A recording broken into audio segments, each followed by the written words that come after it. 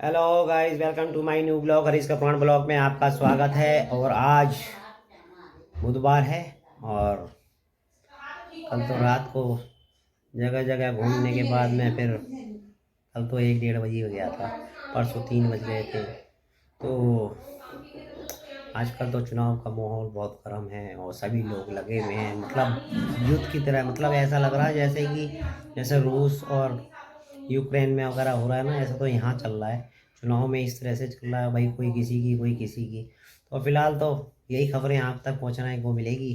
तो फिलहाल तो मैं चलता हूँ, नाश्ता मेरा तैयार है, फिर निकलते हैं। तो फिलहाल भाई आज डिनर नहीं होगा, सीधा नाश्ता ही होगा। चाय ब्रेड और सॉस खाते हैं, चिल होके हल्का फुल्का सा।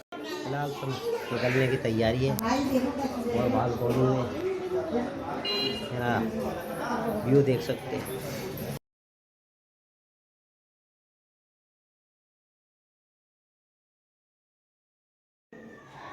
चलो भैया, निकालें अपनी बुलेट की सवारी।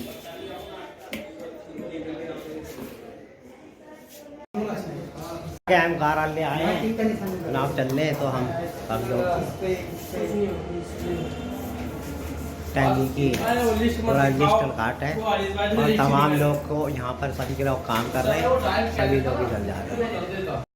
तो भाई फिलहाल तो मैं आ चुका हूँ डेयरी में और कॉफ़ी ओवन में रख दी है। तो कॉफ़ी वॉफ़ी पी के ऑफिस से निकलेंगे। फिलहाल तो डेयरी से बाहर आ गए भैया, निकल रहे हैं डेयरी जहाँ गाड़ी हम खड़ी करेंगे। आज देश के लोकतंत्र के लिए बहुत ही दुर्भाग्यपूर्ण दिन है। लोकतंत्र की हत्या का दिन बन गया आज का दिन। आजाद देश के इतिहास में आज पहली बार हुआ है कि देश का चुनाव आयोग आज केंद्र में बैठी हुई भारतीय जनता पार्टी से डर गया और उसने एक पूर्व घोषित प्रेस कॉन्फ्रेंस के बावजूद चुनाव की तारीख ऐलान करने से मना कर दिया। मैं बीजेपी से कहना चाहता हूं कि अगर हार रहे हो तो अच्छे काम करो ना। ये चुनाव आयोग के दरवाजे से चुनाव से क्यों भाग रहे हो। चुनाव आयोग को भी कहना चाहता हूं, सत्ता में बैठी हुई पार्टी के दबाव में अगर चुनाव आयोग चुनाव करवाने से मना कर दे तो फिर लोकतंत्र बचेगा क्या और संविधान बचेगा। आज वही घटा है इस देश। आज चुनाव आयोग ने आप सबको बुलाया था, पूरे मीडिया को बुलाया था कि 5 बजे चुनाव आयोग की प्रेस कॉन्फ्रेंस में दिल्ली नगर निगम के लिए चुनाव की तारीखों का ऐलान किया जाए। लेकिन उसके पहले केंद्र सरकार ने चुनाव आयोग पर दबाव डाला और उसके बाद चुनाव आयोग ने केंद्र सरकार के भारतीय जनता पार्टी के दबाव में आके तारीखें ऐलान करने से अपने आप को रोक लिया। देश का चुनाव आयोग केंद्र सरकारों के सामने इस तरह से झुकने लगेगा, इस तरह से घुटने टेक देगा, तो चुनाव का बचेगा क्या। चुनाव का मतलब क्या बच गया, लोकतंत्र का मतलब क्या बच गया। हम सब जानते हैं कि दिल्ली में पिछले 15-17 साल में भारतीय जनता पार्टी ने भ्रष्टाचार की इंतहा कर रखी है। त्राही त्राही मची हुई है दिल्ली में बीजेपी के भ्रष्टाचार की। हर आदमी दुखी है और भारतीय जनता पार्टी इस बात को अच्छे से जानती है। जिस तरह से विधानसभा के चुनाव में 70 में से 67 सीटें दी एक बार और 70 में से 62 सीटें दी अरविंद केजरीवाल को दोबारा, तो आज पूरी दिल्ली में लोगों को लग रहा है कि एमसीडी में अभी उन्हें केजरीवाल ही चाहिए। और दिल्ली के दिल में जब आया कि एमसीडी में केजरीवाल, तो बीजेपी चुनाव से भाग गई।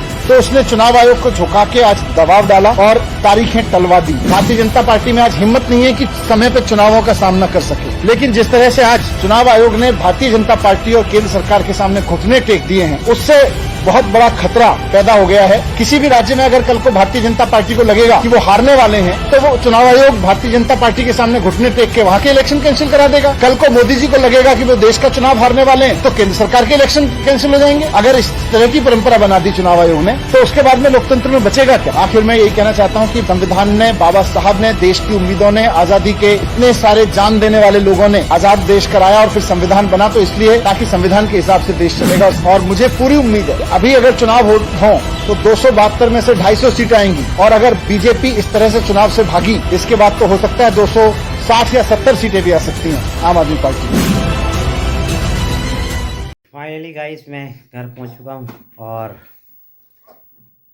आई होप ये ब्लॉग आपको पसंद आया होगा। अगर पसंद आए तो लाइक कर देना, चैनल को सब्सक्राइब कर देना। देर बहुत हो गई है तो विदा लेने का भी टाइम आ चुका है।